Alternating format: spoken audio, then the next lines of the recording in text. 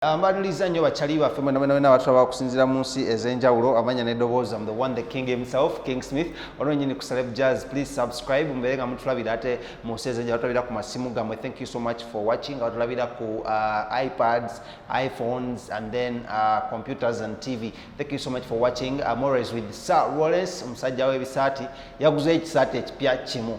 mwebale kumusabira twafunye ekisaati ekipya kimu twongere omusabira ajja kufuna ebisaati bingi nnyo. It's been a wonderful weekend. Kambuzeko bakyali banga bali e Sweden, bakyali banga bali e UK, bakyali banga bali e Guangzhou, Bahamas, abali e California. Mami Juliet ogamba otya from California, then Maureen UK ogamba otya, Angel, Mary, everyone. Thank you so much for watching. Amanya eddoboozi nze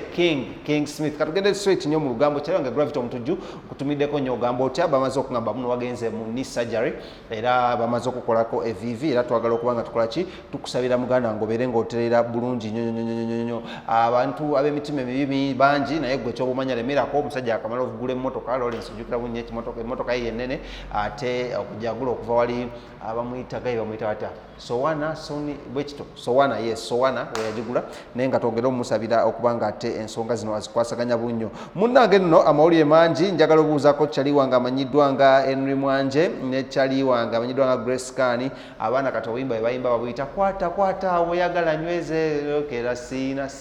so embeera bwetyo bweri naye tubaagaliza bisinga byokka. Jovan Luzinda, how are you doing? Naye kasubira oli married dad sana kambuuze omwana Jovan Luzinda yavayo n'agamba muno omwana we yamuzaalamu omwana omuwala yamala n'abisootinga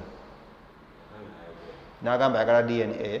kale katulinde DNA weneeba etuuse naye nga tugende straight mawulire g'olunaku olwaleero tulabira ate engeri gye tugenda okuba nga tukwasaganyamu amawulire mangi nnyo. Katandike ne mwana muwala amanyiddwa nga Choosen Becky. Choosen Becky no mwana muwala nzaalwa yawali e Masaka naye nga mulegadde masanyu nnyo ku lunaku lwa Friday. I think Friday, Saturday, one of those 2 days naye ddala I think it was Friday. Choosen Becky ono yavaayo n'abeera nga traveling okugenda sides eri e Masaka ng'era yagenda ne Omukulu amanyiddwa nga Dictator Amiri ng'ono current boyfriend era ekyamutwala e Masaka because ku Saturday gaali mazaalibwa ga mwana we amanyiddwa nga Hrim. Omwana no ng'ataninze emirundi esatu. Mujjuke mu Choosen Becky yavaayo ne yeegaana omwana nga bw'atazaalangako nekino kyonna yakikola because of public sympathy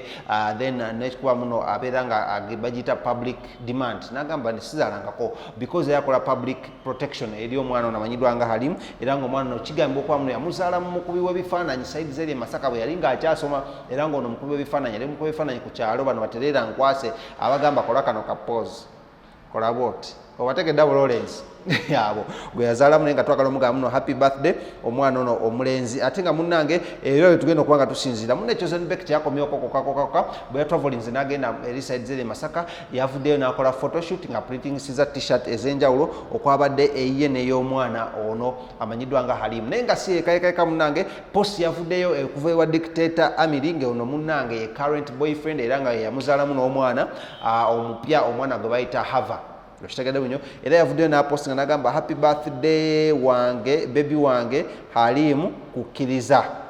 Raising you has been one of my greatest joy in life. You have made me have smiles, laughs and happiness. You're growing to be such a great man. With that huge heart of yours, you will do great things. We are so excited to spend that day with you today and we are so blessed to have you. Happy birthday son, we love you. Kitegeeza muno Amiri yavuddeyo n'alaga ekintu ate omuntu yenna kyandibadde akola ki kyandibadde alaga ng'era kino yakiraze oluvannyuma lw'okuba muno yavuddeyo n'akola post ennungi ennyo bwetyo nga agezaako okulaba muno ayogera ku mwana wa Choosen Becky omukulu ayawezezza emyaka 3 ng'ono mwana bamuyita kukkiriza Hrim. So tata Hrim njagala okuba nga nkoze eki nkuweerezaako obubaka n'okuba nga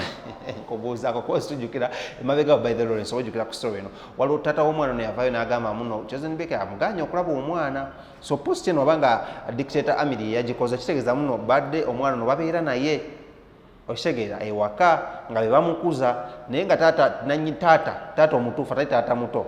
ayagala okuba nga alaba kuki ku mwana we naye bamukola ki bamumuma simanya ensonga bazigenda genda mu kkooti bazigenda gendawa custody y'omwana yonna gye kinakigendedde ekijja okuba nga kikoze ki nga kigendedde naye nga munnange ye yavuddeyo n'aba naye abasajja be bato bakyaliyo Lawrence abavayo ne bakkiriza omwana newankubadde si yamuzaala negwe walabye bufaananyi kati aliko okulaga ku bufaananyi buno kubanga obufaananyi bw'omwana Choosen Becky nti asinza obunyumirako bakozera sitiiru bupozi w'e Masaka buno bwe buti ne bakola bupozi w'e Masaka naye bambi omwana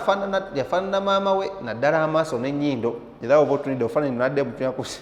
kikinga osese ennyindo yekusesezza kati ennyindo ya Choosen Becky mbukintono ebigambo bimuwulidde emabega wa kamera Lawrence yabyogedde naye nga munnange omukwano gwa maama Choosen Becky gwe yalaze omwana we asooka amanyiddwa nga kukiiza gwo gwabadde gw'amaanyi nnyo omwabadde ebirabo ebingi ennyo omwabadde akagaali omwabadde t-shirt omwabadde engoye era kino nga yavuddeyo n'akola photoshoot simanyi ayakubye ebifaananyi bino oba yabadde oli omusajja omukulu taata w'omwana naye nga kigambibwa okuba munu taata w'omwana tebamulabiza ku birthday party yabadde between maama w'omwana jjajja w'omwana taata w'omwana omuto amanyiddwa nga dictator Amiri n'abako ab'enganda ababeera ewaka ne maama wali ate e Masaka naye nga embeera bweto yabadde twagala okuba nga tukulizayo nnyo Choosen Becky. Thank you so much for loving your son. Kati nga Choosen Becky wetwogera alina abaana abanda babameka babiri naye kafiga kakyali keeko ayina hava ono omupya gwe yakazaala omwana omuto ennyo gwe yakazaala nebatusaako story ye nga yakamala omumuzaala then ayina n'oyo omukulu amanyiddwa nga kukkiriza ate nga bamwita kukkiriza Hrim Hrim yes kukkiriza Hrim ate nga oli omukulu ono omuto bamwita hava amanya gagala ofaanagana mukaawo so bityo webikola ki webiri naye nga bwate Choosen Becky bwe yakuyise mu weekend ye n'okuba nga akuza amazaalibwa g'omwana we tubagaliza bisinga happy birthday twalabyeko omukulu Diamond Platnumz naye nga celebrating amazaalibwa ge over the week eri eyaggwa tulabako omukulu amanyiddwa omwana wa Diamond Platnumz asooka omwana asembayo omulenzi naye yakuziza first year happy birthday tulabye abantu bangi nnyo leero abalina amazaalibwa bangi nnyo sikyo Lawrence naye katukomawo tugenda ate mbalageko ate ku bisigadde mu mawuli amala naye nga kyali wange nkulaba wano kwoli nnyo omukyala amanyiddwa nga Evelyn Love that is Evelyn Lagu naye nkutumiddeko nnyo may God bless you because ekintu kyokoze kyakabi nnyo naye nga waliwo nasindikidde ka message nangamba wamma omusajja mutuufu okuyomba oxy amazima nga Katonda kamalo gisoma bulungi gwe maama nsonga ki eyinza okukuwaliriza okuddira exwo kale oba okumwetaaga tewali nsonga eyinza kumpaliriza kuddira ex wange naye nga Facebook inlaws munveeko anyway kale bwekyo kibadde Choosen Becky tukwagaliza bisinga ne mwena n'abazaalibwa olunaku leero happy birthday. Thank you so much for watching. Genda nsawo subscribe ne tugende maaso.